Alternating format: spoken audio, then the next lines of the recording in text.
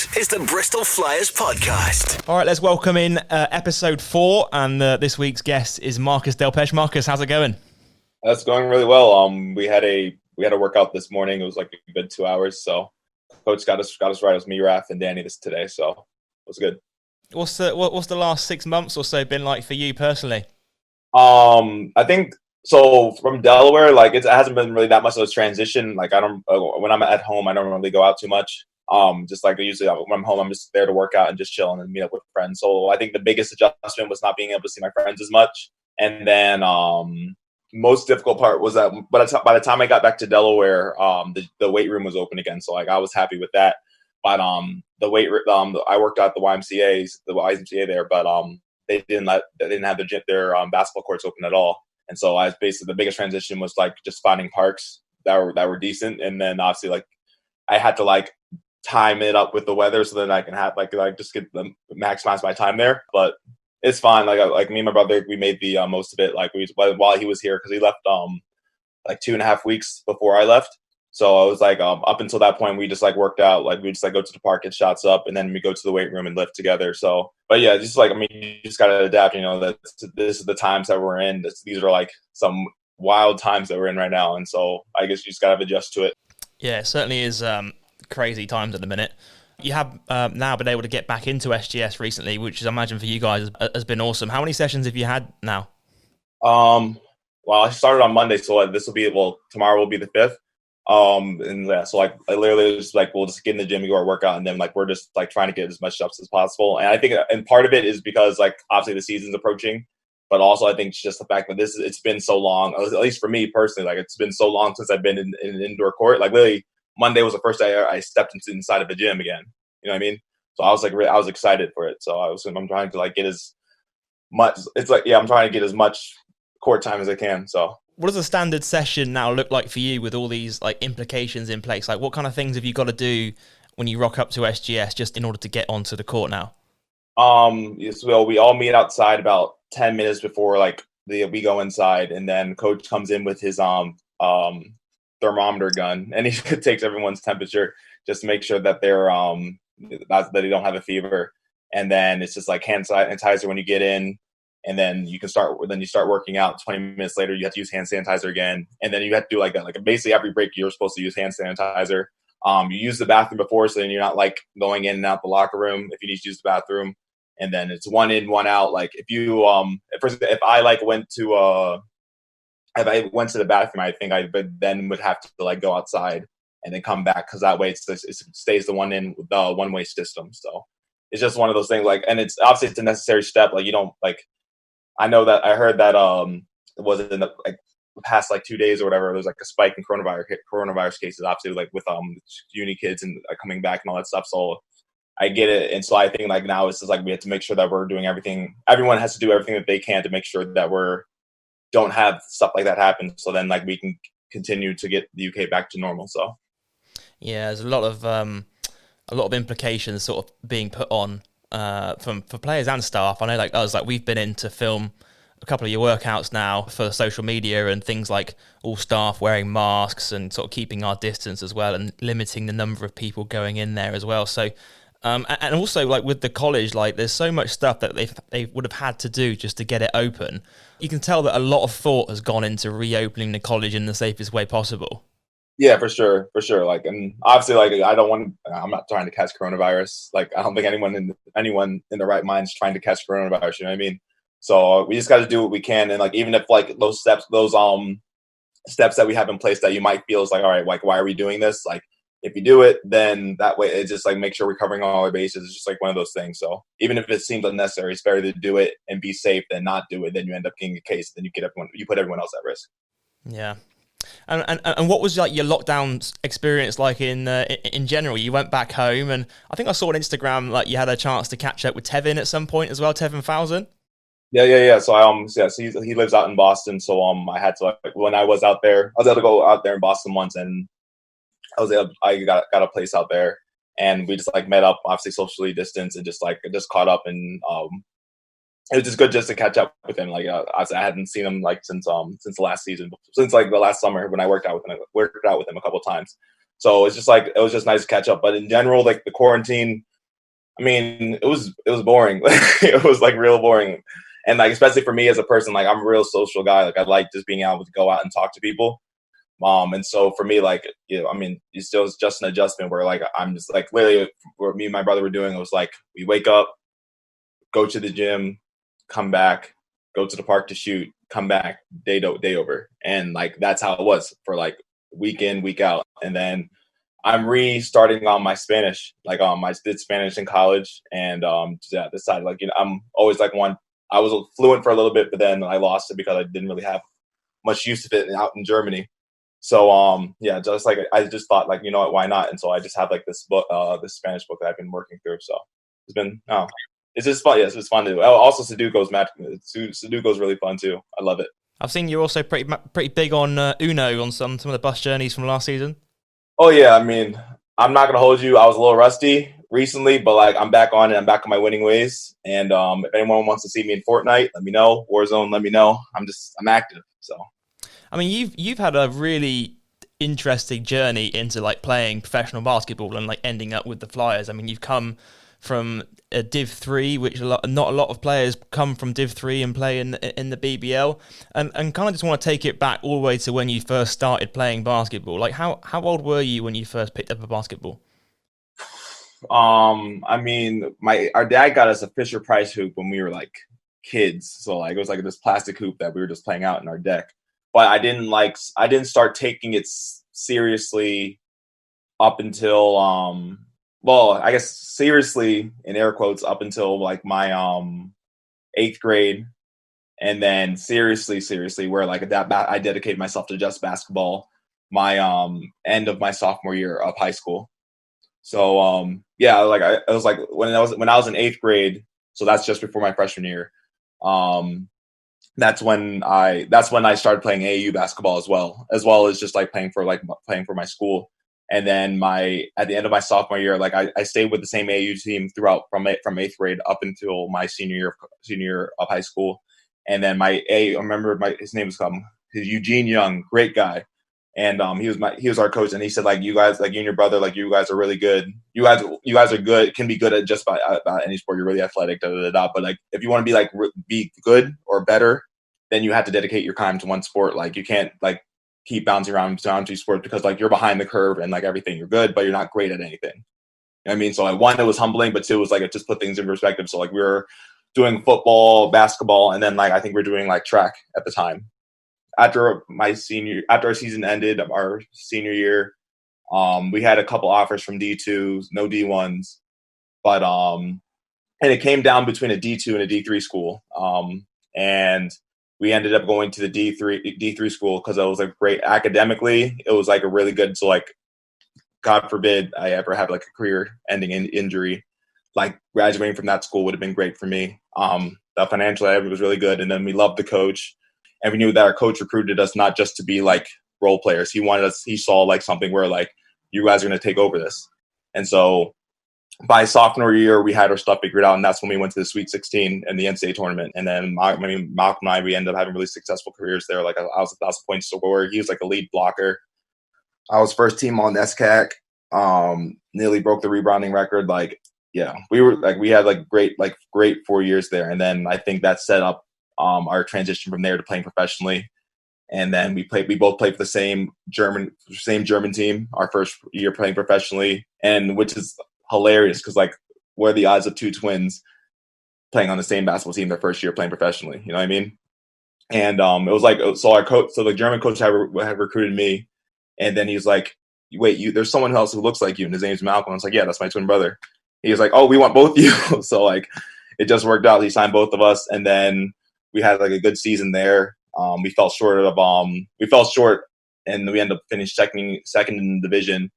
But when our season was concluding, that's when Andreas had started talking to Malcolm, and obviously that was when Daniel and Mike Bigger, where they were going to the Commonwealth Games, and so they needed two bigs. Well, there's two twins over there in Germany who've like had decent careers. Has it always been by chance that like you get recruited into college and the coach wants both of you, and then you get recruited to play in Germany and the coach wants both of you, and the same with Andreas coming to Flyers? I know that for up until high school, that, I mean, obviously we were going to go to the same school. That's just like, well, that's what parents do in it. But then, so when it got to college, me and Malcolm and I talked about it, and we'd said that if there ever was a moment where I liked the school so much and he liked a different school so much, and we just wanted to go to that school, then we'll do it. But like, we also like knew that like we wanted to go to school together. Like, it was just like one of those things, and it just worked out. Like, actually, when we went to college, our freshman year, we got put in the same room as well. It was like we had a quad, so it was like me, him, and two other guys. And so we spent our freshman year living together as well. I don't know how that worked, but like it just worked out. And so, but I knew that. So I guess like we were for like going to the same school during college, and then Germany was by chance. And then I guess theoretically speaking, like, what are the odds that Andreas needs two bigs to replace two bigs that went to the Commonwealth Games, you know? So like, I don't know, call it, I think it's divine intervention, like personally, but yeah, I guess it's by chance. Like, because Andreas could have just needed one big, you know what I mean? Or he could have looked elsewhere. So it's just one of the things where I think it's just like something was planned out, and it's just like had this experience where we both like, we played together our whole lives up until the point when we were ready to, you can do your thing and I'll do my thing now. So it's crazy. Yeah, you played 4 years at Bates College with your brother. How did your time at Bates really develop your basketball career? For one, from a workout standpoint. So by my senior year of high school, well, no, I would even say my junior year, I was like, I liked the idea. I didn't love it, but I liked the idea of working out. Freshman and sophomore year, I was like, bro, like, this is manual labor. I hate this. Like, I don't want to do this. So when I got to there, so fast forward to my freshman year at Bates College, like, me and my brother were like I want to say like $160, $170, like soaking wet, like literally 170 pounds. And so we were just like, we had to start working out. Like, literally it was that. And then, like I said, our coach knew what he saw something, like he didn't recruit us just to be role players, you know what I mean? And so because of that, our coach like fostered an environment for us where not only are you like, you're going to work out as hard as possible, but you're also going to train as hard as possible. And then like during the spring, like, we're not only going to work out with the team, which we're going to work out, he's going to give us individual workouts as well. And then by our sophomore year, like we had to figure it out. So like we just knew, like, and we put on like 10 pounds of muscle that summer. Got to sophomore year, and then it's like 15, then like another 10. And it's like, now we're just like putting on weight, and then we're also like getting stronger and then getting more footwork based and everything. And so, and like I said, by sophomore year, we kind of like, was kind of transitioning over to like, all right, these are the twins, you know what I mean? And then from that point, like, you're building your confidence. So like, I know that if I get the ball in the post, and I was predominantly like a post player for sure. And so but for me, it was just like, I'm not second guessing myself anymore. Like, I'm not like a freshman. Like, I've been in this position multiple times, and you've been through this. Your coach believes in you, your team believes in you, and you're put in a position where you can do things. You don't have to worry about it. Like, yeah, just like playing for Bates, like, built my confidence and like built my skill set. So, when was that point where you're playing at Bates and you keep developing and developing? When was that point where it clicked and you kind of realized that, wait a minute, like, playing professionally after college could be on the cards? I would say, like, beginning, like the first, like a quarter way through my senior year, because my dad and my mom, like, they were like they actually were the ones like who talked about it with me first. Playing professional basketball has been me and my brother's dream, obviously. And then like also like our parents like support everything we do, but like obviously like with given like how things were going with our season, like, and I think my dad specifically, like, he loves the idea of us playing professional basketball. Like, that was like something that he wasn't able to do, but like always wanted to do. You know what I mean? And so to see us doing that, he would just ask, if you're gonna do it, then shoot your shot. And then I remember like after the season ended, I wasn't sure, and I wasn't sure whether it's not that I didn't want to play professionally, but I just wasn't sure if it wasn't like I doubted myself being able to play professionally, but I wasn't sure if I wanted to do it. And so I was actually taking steps to I was like considering the option of playing professional basketball, but I also was like taking steps so if I wanted to work in the corporate world and like move to Boston. And then something that always stuck with me, I'll never forget this. My mom said, listen, you don't want to be the type of person where like 10 years from now, you're just like, damn, you could have done that. Like, if you're going to do it, at least do it for 1 year. And if you're not happy after that 1 year, then you can say, like, you know what, I did this, and I know that it's just not for me. And then you could do that. And when she said that, like, literally, like, I got goosebumps when she said that. And I was like, all right, yeah. And then fast forward 3 years, I'm here now. Yeah, it's always good to live like without any regrets, isn't it? And I feel like if you didn't necessarily try it and just see what it was like, and then realize, okay, yeah, it's not for me, then yeah, 100%, like go and get a job in the real world. But I don't think, especially if you've got the talent and the ability to actually play professionally, and there's so many kids out there that want to play professional basketball at some point, like why not at least dip your toes in the water and just see what it's like? Yeah, I dipped my toe in and then I did a backflip in that water. Talk about your time at Bates. I know you spent 4 years there. Was it helpful having your brother there as well? Like, do you guys motivate each other, and are you guys competitive when it comes to like training and getting yourselves better? Yeah, I'm a firm, like, from speaking on Malcolm specifically, like, not just, and this is not just at Bates, like, Malcolm is probably the hardest person to play against, like, versus any other big, just because he knows everything I'm going to do, and it's vice versa. So, like, literally, like, whenever we play together, whenever we've done one-on-ones, like, it's like sharpening iron, you know what I mean? Like, we really played the same position, and I think because of that, like, we're able to yeah, form what we want to do off of each other. And then, like, especially if he wants to try new things, like, you have someone who's going to be like my size is the person that you're going to need to be able to do those moves again. So, like, if he's trying to work on something, I'm here for it, and vice versa. And, like, we're always around, so if we ever want to work out, like, it's easy access. But then in terms of Bates, in terms of like Bates in general, like, yeah, having him there, like, it definitely was a support system. Like, especially our freshman year, like, we knew that, like, the biggest thing was like our freshman year, like, if there was like a time where someone, like, if you messed up on a play and you're just like, dang, he's like, bro, like, next play, like, come on, like, you're gonna, like, no, like, don't think that way, let's go.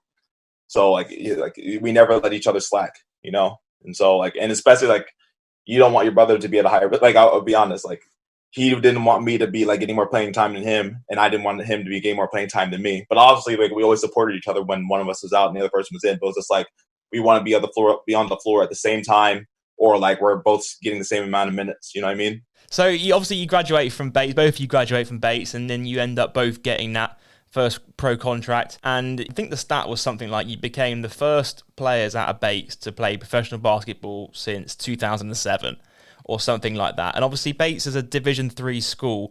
What would you say is like your advice? Like, a lot of kids at the academy at SGS College right now, like, and obviously all of their goals is to like go and play professional basketball or to play at the highest level they possibly can. Like, what's your, as a player that's come from a D3 school and shown that you can do it without necessarily going to those big D1 schools, what's your advice to students that have ambitions to play professionally that are adamant on going to these top level schools and programs?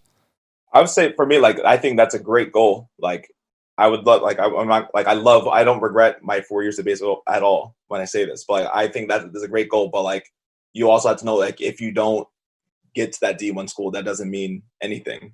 At the end of the day, you're the one who's in charge of where, like, what you do with that. So you can either, like, oh, I didn't get to D1 school. There's D2 and there's D3 that still have teams that are trying to do something big with their season. So, like, you can either be the X factor for that, or you can be like just a role player. Like, you, like, at the end of the day, like, the biggest thing about D1 is just that you're not going to pay for your education, which is great for your parents. And then that's it. Like, at the end of the day, that's it. Like, it's literally you're getting a free education. But, like, in D2, you can still get a free education. D3, like, you're going to have to pay for your education, but at the end of the day, they all have collegiate teams. And so, like, if you have a successful career there, like, if you're putting up numbers or you're being an impactful player and you have, like, something that you're showing agents and scouts or, like, coaches that you want, if you want to play professionally or you're considering playing professionally, if you have something where he's like, look, this guy, like, clearly, like, he's showing that, like, even though he's playing in D3 or even though he's playing in D2, that he can still contribute to playing professional basketball, then it's great. Like, there's people, like, in the BBL right now. There's, like, there's an ex NBA player from London that's playing in London right now. So if you're telling me that there's people who've been played in the NBA or the NBA G League and they're in the BBL, and now there's a couple guys who are now from a D3 school and in BBL, clearly anyone can play in it. but like you just have to put in the work for it. Those people, the guys who played in the G League, played in the NBA, they put in the work for it. People who played in D3 put in the work for it. It's just a matter of like how much work you put in and what you're willing to do when no one's watching. Because obviously, like at the end of the day, you have to be able to ball when people are watching, but like that's facilitated by what you're doing when no one's watching. Like no one's watching D3 basketball. Like it's just a fact. But like the scouts, when they see your stats and they're looking, who do you want to sign this year? What you put in when no one's watching is to be a futation to what the numbers, what they see. So it's like you just like I would definitely say don't let the school that you go to determine whether you want to pursue professional basketball. If you want to pursue it, then pursue it, and don't let anyone tell you you can't pursue it just because of the school that you went to. Because my freshman year, I was like, you know what, like after D3, I was ready just to quit and just like not to say step away from basketball, but like I was ready to just like not do professionally and go straight into the corporate world. And I'm like 1,000% sure that I probably would have been like one of my biggest regrets if I didn't listen to my mom about it. I think that's a really good bit of advice, because a lot of you see it a lot in the UK that the kids, they come out of the academies and they're like adamant they have to go to these top level programs, and if you can't go to those programs, you can still make it professionally. You just got to put the work in off the court, and the numbers can speak for themselves. So you guys go and play your rookie year at Grevenbrough together. What's kind of like your mindset heading into that season? Is it just go in there again and just put up some good numbers to help you progress in your basketball career, or are you just focused on the season at hand, or what is it? That year, it was our rookie year, so obviously like it was have fun, obviously, but like also you want like this is like the groundwork for like what you're like if you don't want to play basketball for just 1 year, then this is the groundwork. It's very important. So like you have to like make the most of it, and you just run it and just enjoy it. Like it's your first year being abroad, so enjoy the moment. So like even though like each game like you want to win, like you're a competitor, but it's also just like in the grand scheme of things, you want to enjoy that moment, because like who would have thought the E3 guys would be here, you know? And then that was just kind of the mindset throughout the whole thing. And then I guess, I mean, the work showed, I guess, because Andreas was interested, so. Yeah. How did that all play out? And like, how did he reach out to you? Because obviously I know he was looking, we spoke about it, but he was looking for those two players to fill Dan and Mike's spots because they were off to the Commonwealth Games. How did he first reach out? Did you guys have an agent? Did he reach out to your agent and they spoke to you, or did he? We had an agent at the time. We've since switched agents. So our season was coming to a conclusion, and like the German season's always shorter than the UK season for whatever reason. And so I remember Andreas had reached out to Malcolm first, and then they were like in communication with it, and then my name came up. I mean, there anyway. So and then he saw like, okay, there's two twins. Okay, their numbers are good, and I think that'll be good people who can like good to take over the spots while Dan and Michael could go after the thing. And so it just like worked out that way. And so our season ended, and then we were off like I want to say like 2-3 days later. Like I think we left on March 16th, if I remember correctly, and like we just finished off the season with the Flyers from there. What was that feeling like? Obviously going into that BBL environment. First of all, to the pressure of kind of putting up the similar numbers to what Mike and Dan were doing, trying to have to cover them, but also going in there and Andreas not even being there either because he was at the Commonwealth Games too. So obviously Nick was the assistant coach at the time. It was like it definitely was. It was a shock. I knew it was going to be a shock, but like I think maybe if I'm honest with myself, I probably psyched myself up a little bit. So the division that we were playing in was Regionalliga 1, and then the division of BBL. So like the BBL is like basically like I want to say like 3 divisions higher in equivalent, just about. And so I remember the first game that like I went in, I was just trying to absorb everything. And then, but then like, I guess like after like you just kind of calm down and then like you just remember like, don't worry about it. And then it was cool after that. But I just remember like the first couple of minutes I was in the game, I was just like looking around. I was like, wow. And then like obviously the Flyers gym is like, it's always full, not now because of coronavirus. But just in general, like the Flyers gym is like always packed. So I always remember just looking around, everyone's yelling, and I'm just like hype. I was just like excited and just take it. Like I don't know, the moment was sick. And then from that point onward, it was just like I at some point I would say like by the second and a half week or so, I was like, okay, I can definitely play here. If I got a full season with these guys, I can definitely play here. And so when Andreas offered me again, I was like, yeah, I can do it. I mean, you've been here ever since. since you first arrived. I think it's like it's your fourth year you're entering now, about 3.5 if you think about it. Yeah, 3.5. It'll be like 3.5 basically. And your numbers every year have increased as you've so you can see the improvement you're making as you've stayed in the BBL. What do you think the biggest reason for that is? I think each year I chose the things that I wanted to work on. Also by that point, I think that for me it was just like also to make sure I was taking more care of my body. Like my knees weren't feeling the best, and so I was like making sure like Craig gave me a bunch of stuff I needed to do, and then between that and just like doing my own stuff and just working on my legs more. And then the end of next season, it was more like footwork related, and not like by that point my legs felt like pretty good for the most part. So I was like more just like footwork and then just finishing the stuff that I need to finish. And I still need to work on that. You can always improve on that anyway. So finish stuff that you need to finish and then just worry about that.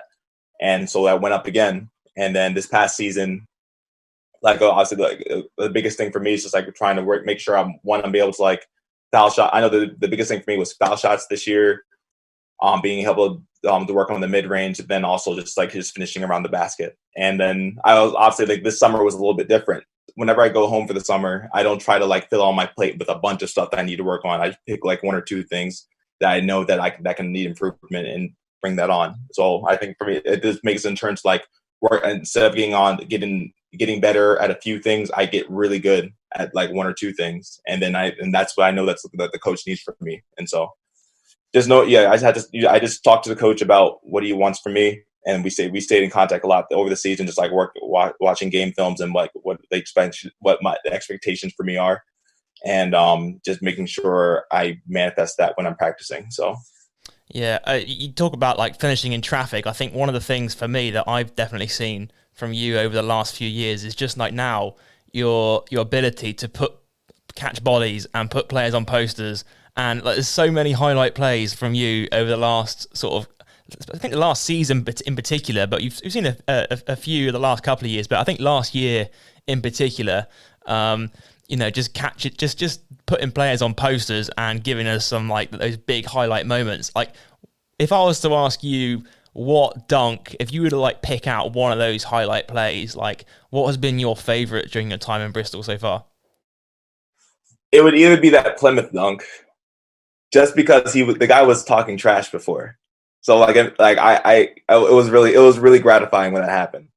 Yeah, this is like Eunice Jarvalainen, that one. It's not from last year, but the year before.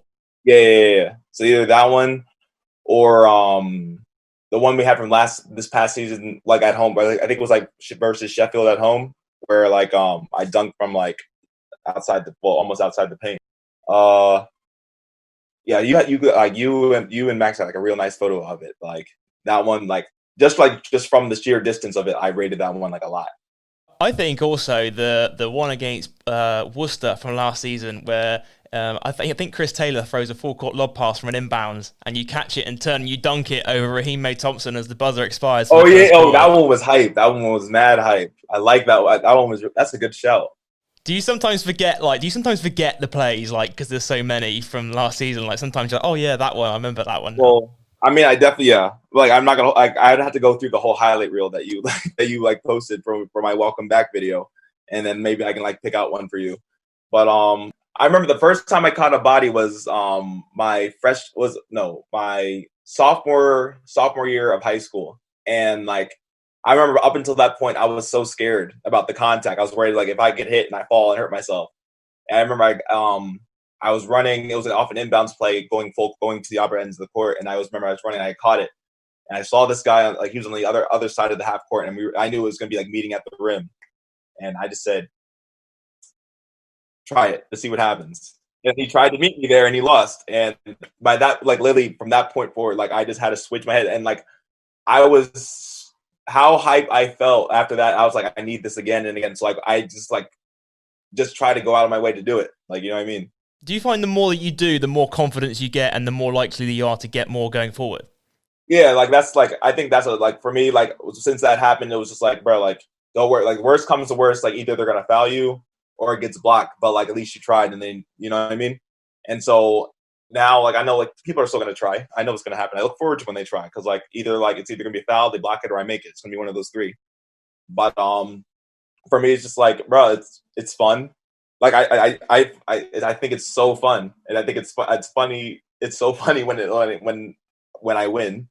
But like also, it's just like I think for one, it's just like you just got to be aggressive. Like that's the game of basketball. You have to be aggressive. You can't like if I'm gonna try to go up and dunk on someone, I'm not gonna be like thinking about should I do it or should I not. If I'm thinking about it, I'm gonna miss it anyway. So you may as well just do it.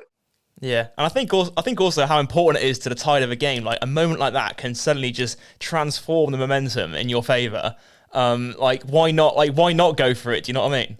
Yeah, no, I just want to make sure. I just want to keep you and Max as busy as possible. So that's it. We just need some more dunks this season so we can so we can go viral a little bit more. See if we can send them off to Bleacher Report or something. Try and get one of them. I don't know if you remember that Dirk Williams dunk from a couple of years ago when he used to play for Sheffield Sharks. And yeah, I saw that one. I never saw it in person, but I saw the game film of it. Yeah, and it hit. I think they sent it off to Bleacher Report and they ran with it, and ESPN ran with it, and like that clip went absolutely viral. It had like hundreds of thousands of views. So there is potential for him to go viral if you keep it up. Yeah, we'll see. Well, I mean, the goal is to win the game, but if I happen to go viral, by the way, then who cares? You spoke about that dunk against Plymouth, and you mentioned that Jarvalainen was talking a bit of trash to you. Are there a lot of players in the league that talk trash out there? I mean, yeah, trash talk's a part of the game, but like, so I guess like it's just like the way how you like, yeah, how you react to it. Like, me personally, I don't really talk that much, but like, if you talk trash to me, I'll keep that in mind. Who would you say the biggest trash talker in the league from last season, who you've played against from last season was? Me personally, I don't really know. Like I've never, like, no one's ever talked trash to me. Like on last season, no one really talked to me that much. I just about my business. So you probably have to ask one of the guards for that. Yeah, I mean, just to sort of slowly start to wrap things up. I mean, looking ahead to the new season, however that's going to look when it starts, when we can get fans back into SGS as safe as possible. What are your thoughts on the team that coach has put together so far?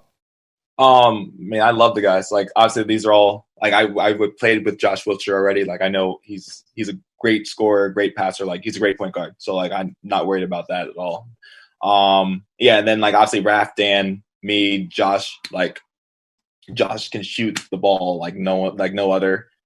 Raph is motor.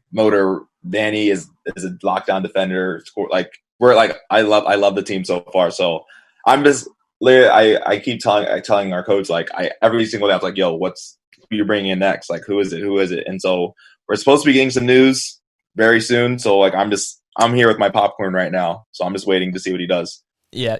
You're not the only one. I'm also nagging Andreas left, right, and centre as to finding out any players that are coming in. But hopefully we'll have some news on that like really, really soon. Do you think it helps like having like a large part of the core that went to the cup final last year coming back again this year? Yeah, for sure. Obviously, you can bring in imports or whatever. But I think the big thing is that if you have people who are already bought into the system and know like how it works, then it's a lot easier to get other people on board. And and also like if there's ever like any points where like someone like steps out, then like you know like you have a bunch of people who be like, yo, come back in. This is what we need to do. X, Y, and Z. Da da da da da. So I think it's very important to have a core. So, and I love the core that like everyone that I know on our team that thus far is a great addition. So I have no complaints with the guys that we have. And looking around the league as well, it certainly looks like the talent has stepped up. I mean, you mentioned like Byron Mullins, who signed for London Lions, and the whole London Lions team, in fact, like just look absolutely stacked because obviously, they're playing in Europe this year, and that is really important for the league for a BBL team to do well on that European stage, I feel. But like it just looks like a lot of talent. It could be like a really competitive season by the looks of it this year.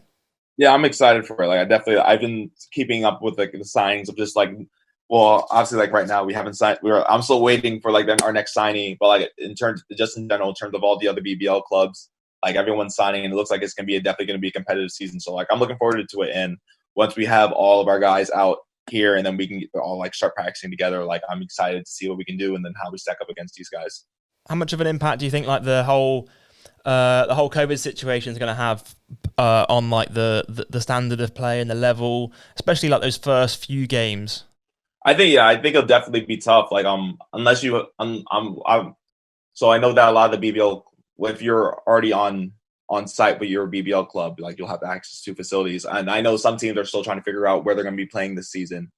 But for the most part, if you at least you'll have a spot where people can practice. But if I know, like for imports, unless you have a situation where you can get to a gym, like you're probably practicing outside, and so transitioning over to where like you're having a team where you're practicing on a team setting and being able to get shot reps up and being in game situations again, you might be a little bit rusty on that front. So like I wouldn't be surprised if stuff were sloppy, but at the end of the day, like we'll adapt. It's got to get to it, and whoever wants more will win. So that's all we have to do. And obviously they're hoping to get crowds in place by the start of October. There's obviously the test event going on in Newcastle. What's that going to be like for you guys, like playing in arenas that are half full essentially? Yeah, I know for the BBL, for the Bristol Flyers specifically, I feel like it'll be the toughest. It'll be the easiest transition. I feel like, just because obviously, like as of right now, once our new stadium comes in, it'll be like a different situation. But as of right now, we do have the smallest stadium in the BBL. So if we are able to get it to 50% capacity, it's still going to feel like a lot more, because like how our gym is, it echoes a lot. It's really loud, and then our fans always bring energy anyway. So like I feel it'll be the easiest coming to ours. Can't say it'll be the same for people who come to our gym, but like that's their problem. But I know like if we're going to like places like Newcastle or Glasgow, where like everyone's probably might be spread out, like I know that's gonna be a completely different vibe like altogether. So, but I mean, you just gotta, regardless of whether you're coming from if you're coming from a big D1 school where like you're playing in front of thousands, or like me, like I played in front of my school was 1,400 and it was 1,400 students, and I think our gym capacity was around like 300 or something like that.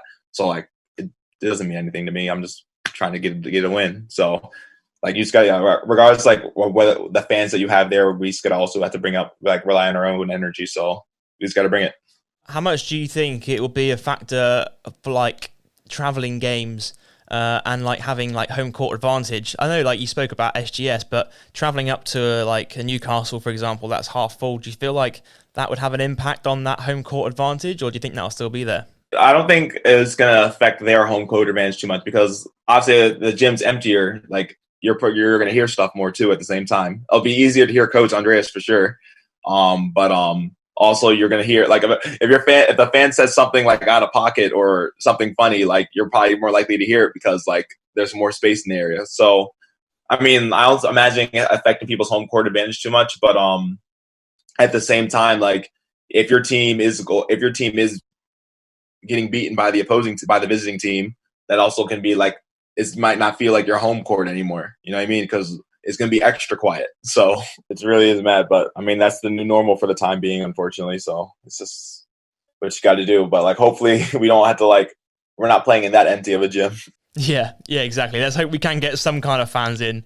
Let's get to some of the questions from the fans, because we put out a post on social ahead of this podcast just to ask some questions from some of the supporters. First question here from Nico Necker, I think I pronounced it correctly, on Instagram.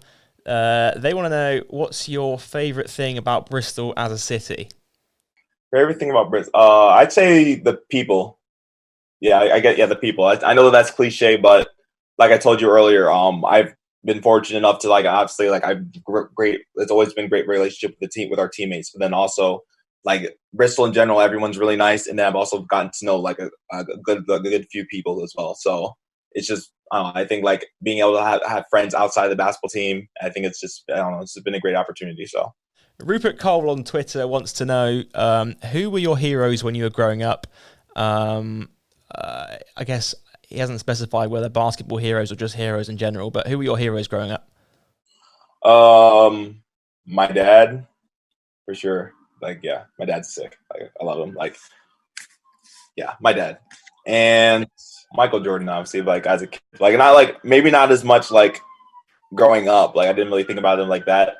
No, I think it was because like I don't know, my dad grew up in the Michael Jordan era, so like it was just like I want to be like Mike, and so that's where I kind of grew up. But then like also, I mean, obviously like also art, rest in peace to Kobe. But I know like when that whole thing has happened, like I mean, you just see Kobe, you see Michael Jordan and Kobe, and vice versa in it. So I think when that whole thing happened, like that thing like really like messed me up. And so, yeah. Oh, I remember that. Obviously, we played the cup final that day, wasn't it? And the news came out. So we just finished the cup final and we just lost the cup final. We're on the bus on the way home. And I remember getting that notification through saying I thought about it was a Kobe. joke, man. I thought it was a joke. I thought it was like a bad joke. Yeah. What was it like at the back? I mean, obviously, we as staff sit at the front of the bus. What was it like at the back of the bus, sort of seeing those notifications come through? Like I said, we all thought it was a joke. Like we generally all thought it was a joke, and then it just didn't go away. And then I don't know. I think people went back to their perspective, like places. I don't know. I just remember I was like mad sad for like 2 days. Yeah, and it was tough. It was literally the worst way to possibly end that day as a whole. No, Because that obviously, was not. Yeah, that was not lit at all. Like I didn't like. We lost a cup final, and then but on top of that, it was just like we lost like an icon. Like this guy was like bigger than basketball. So yeah, that was a super tough day. Right, this is one a bit more of a light-hearted question. Ryan Morgan on Instagram wants you to rate crisps in the UK. Chris, are the chips or the fries? So, as in like your chips. So, like, what's the number one like for you, or just I guess just snacks in general? The Walkers slap. I'm not gonna hold you. The Walkers slap. Yeah. Like I like the Pringles. The Pringles are. I mean, they have Pringles back in the States too. But I think like if I was, no, actually, no, I take that back. My favorite is the Doritos, the Chili Wave ones. Those bang. They're so nice. What about like in the States? There's so much, like, because we went out to USA last summer, and some of the snacks in there are just it's different. It's a different game, isn't it? Yeah. I think my favorite chip in the UK in the US is the Lay's though. Lay's is just like it's been like what I grew up on. Like Lay's chips slap. So whatever flavor they had, like it's really good. So another one here from Twitter. Who's your favorite NBA team or player? Favorite player, Giannis right now. Like Giannis, that man's different. The Bucks got slapped like still. Yeah, I mean, what about your team? Favorite team? Favorite team? I'll be honest, like it's kind of hard for me to say a favorite team. I'm kind of like I'm a fan of the game right now. Yeah. What you've been watching like the stuff in the bubble, I imagine. Yeah. It's tough right now, obviously, because I'm not in the States anymore, and like the time zone differences is like are a bit mad. Yeah. Who's your pick to win it all this year?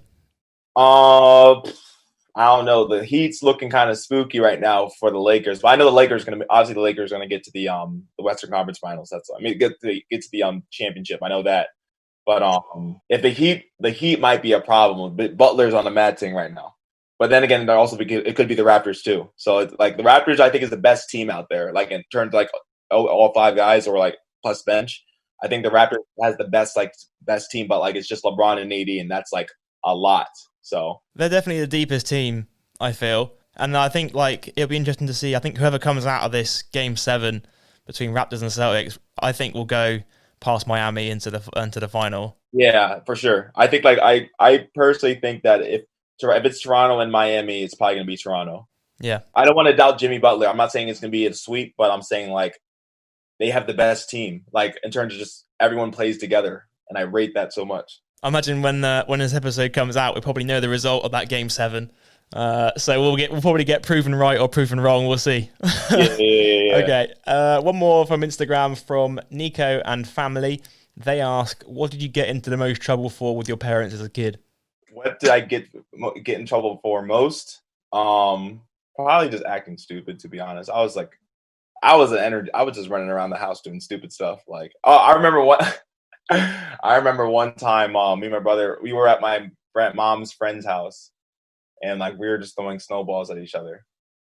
And then I remember once, like our mom was getting ready to go, but like she hadn't left yet, and so I think Malcolm was trying to throw a snowball at me, but I was running up to the door, and it was like, so in America we have the glass door, we have a plastic door before like the actual door.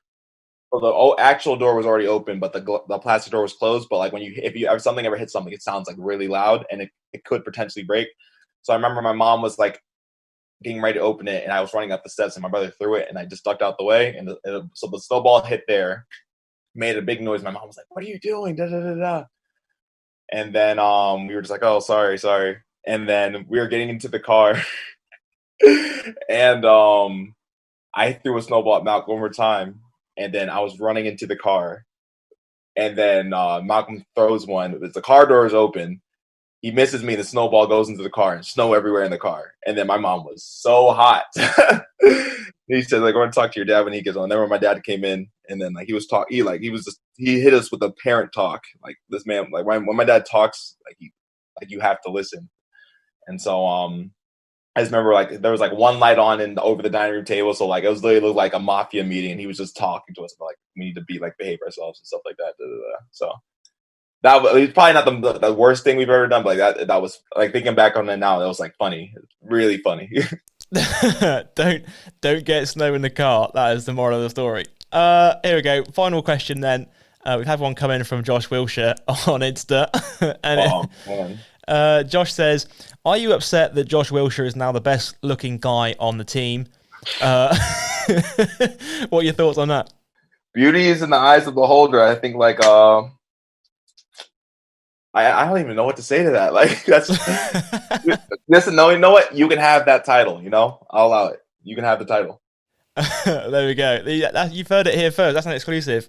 How has he settled into the team? Because I know obviously you say you remember playing against him last year, but obviously for him making that transition from a rival. Like how's he gelled in with you guys? He's just getting adjusted to Bristol. Then Coach Andres is always taking good care of his guys anyway. So. It's been good. Yeah, he's a great guy. And then obviously our times that we've played against each other, it's never been like toxic or anything. Like he's a good guy, good head and shoulders. And I can't wait to see what he can do. Yeah, certainly looking forward to seeing to him and everyone on the team this coming season. That definitely sounds like a good place to wrap things up. Marcus, thanks a lot for joining us. Thanks a lot for your time. Thank you for having me. And we look forward to seeing you back out there on the court real soon. This is the Bristol Flyers Podcast.